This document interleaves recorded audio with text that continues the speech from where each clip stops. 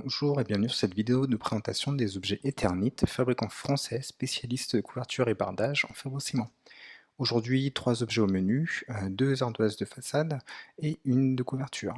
Sur chaque produit, vous retrouverez description, spécifications et liens divers vers les sites fabricants, sur la page produit, sur la documentation officielle et sur des vidéos de présentation sur la chaîne YouTube. De retour sur la page produit, vous retrouverez des informations diverses, des classifications BIM, les régions de commercialisation et des propriétés diverses. Sur la page produit, vous pouvez naviguer sur les images, mettre ce produit comme favori ou vous abonner à la marque pour être au courant des nouveautés. Vous pouvez également avoir les informations de contact au niveau de la prescription.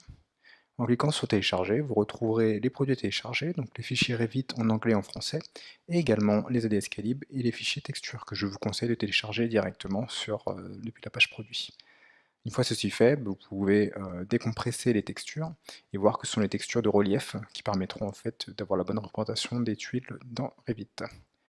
Ouvrons donc Revit et nous voici en présence d'une maquette modélisée sommairement d'un projet qui a été réalisé entièrement avec des produits Eternit. Depuis le plugin Revit, nous allons chercher Eternit et télécharger les fichiers Revit français de l'objet Artois Tecta en solution bardage, donc pour la façade. Lorsqu'il est téléchargé, en fait, il s'ouvre sur une page de présentation voilà, qui va indiquer les différents types de poses et les différents coloris. Mais ce qu'on va faire, c'est qu'on va télécharger directement en fait, le produit pour la toiture. Directement depuis la page, en fait, on a des produits similaires. Et également, je peux télécharger le produit Revit français qui va s'ouvrir directement en fait, dans mon Revit. Donc là, pareil, nous avons également une page de présentation. De retour en fait, sur notre produit bardage, nous voyons ici que nous avons les 3 poses et les 2 couleurs. Sur chaque objet, en fait, nous avons toutes les informations de la page produit et également des informations de quantitatif. Ici, ainsi, par exemple, je veux intégrer la tuile Tecta en pose numéro 5 en coloris noir, j'ai juste besoin de faire un copier-coller dans mon projet. C'est la solution la plus simple. Mais moi, ce que je vous conseille, c'est d'aller dans Gérer, transférer les normes du projet, sélectionner le fichier pour le bardage et cliquer sur tous les types de murs. Une fois que vous avez fait ça, en fait, ça va venir copier-coller la totalité des types qui sont présents dans mon fichier. C'est beaucoup plus simple et entre guillemets, c'est un peu plus propre. Voilà, vous pouvez faire la même chose en fait avec la toiture, sauf que ici, au lieu de cliquer sur type de mur, vous cliquez sur type de toit. Et ensuite, ça va venir ici copier-coller la totalité des types de toiture directement dans mon projet. Voilà, ici, ils sont tous disponibles. Voilà, donc maintenant, une fois que j'ai fait ça, j'ai dans mon projet la totalité des solutions Artois Tecta. Donc maintenant, ce que je vais faire, c'est que je vais venir sélectionner tous mes murs et les changer en pose standard et en coloris noir. Une fois que j'ai fait ça, là on voit que le changement est immédiat. Donc ici on va voir que on voit mes hachures, parce que je ne suis pas en vue réaliste. Donc comme ce sont des hachures de modèle, je peux venir les aligner de manière à ce que le hachurage de mon bardage entre mon rez-de-chaussée et mon premier étage soit propre. Je peux également venir travailler sur mes angles et faire de même, et je ne suis pas obligé d'utiliser l'outil aligner, je peux simplement venir déplacer la hachure. Donc avant de passer en mode réaliste, pour le rendu, nous allons voir en fait le lien vers la texture. Donc ici dans l'apparence, en fait, on voit que la texture elle est sur la racine de C par défaut dans un dossier qui s'appelle matériel.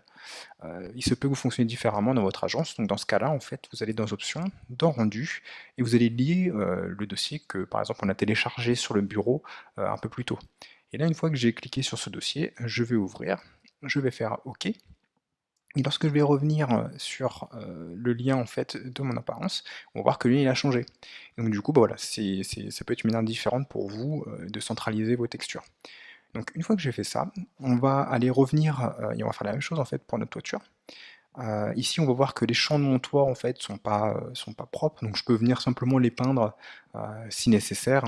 Là, pour le bien de la démo, c'est comme ça qu'on va faire, de manière en fait à avoir une finition qui soit totale. Pour info, la bonne pratique dans Revit, ça serait que pour une pose et un coloris donné, de splitter le type en deux, avec un type pour la charpente et un autre pour la tuile, de manière à mieux gérer les connexions avec les murs. Voilà.